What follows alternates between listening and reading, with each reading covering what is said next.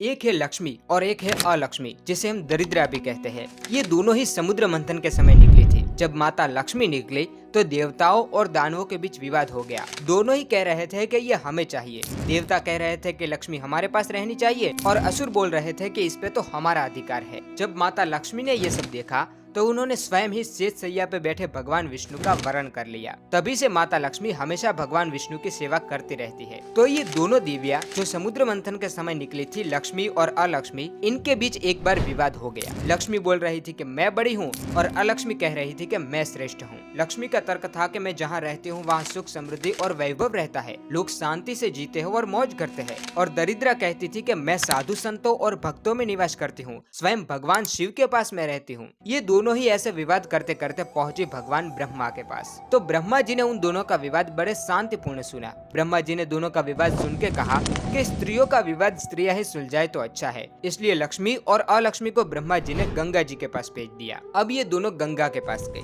उन्होंने गंगा को अपना सारा विवाद शांतिपूर्ण सुनाया। गंगा ने जब उन दोनों की बात सुनी तो उन्होंने लक्ष्मी की बड़ी तारीफ की और गरीबी या फिर दरिद्रा को बड़े फटकार लगाई। इससे दरिद्रा गंगा जी से बड़ी चिढ़ गई और उनसे दुश्मनी कर ली। माना जाता है कि तभी से गंगा जी का जो पानी है वो गरीबी का दुश्मन है। इसलिए जो गंगा जी में नहाता है उसके पास गरीबी नहीं आती, ऐसी हमारे पुराणों के अंदर मान्यता है। और इसीलिए हम गंगा जी के स्नान को इतना श्रेष्ठ मानते हैं।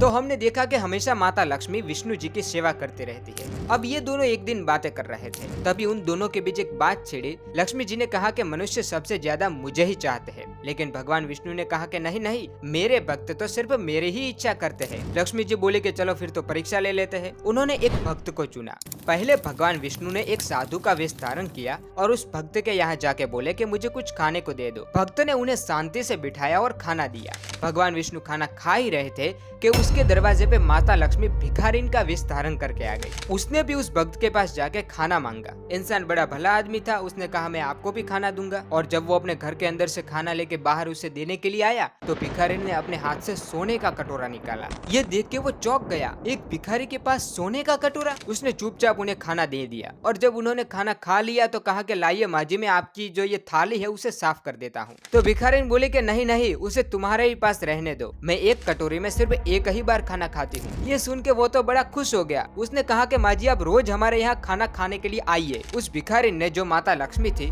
उस साधु की ओर उंगली करके कहा कि जहाँ पे ये साधु संत होते हैं ना, वहाँ पे मैं ज्यादा नहीं रहती। ये सुन के दौड़ता दौड़ता वो इंसान साधु के पास गया और कहा कि कृपा करके आप मेरे घर से चले जाइए, वरना मेरे यहाँ लक्ष्मी नहीं आएगी। इससे सिद्ध हो गया कि लोगों को भगवान से ज्यादा लक्ष्मी की, धन की इच्छा होती है। तो ऐसा ही 2 बार लक्ष्मी जी की विजय हुई।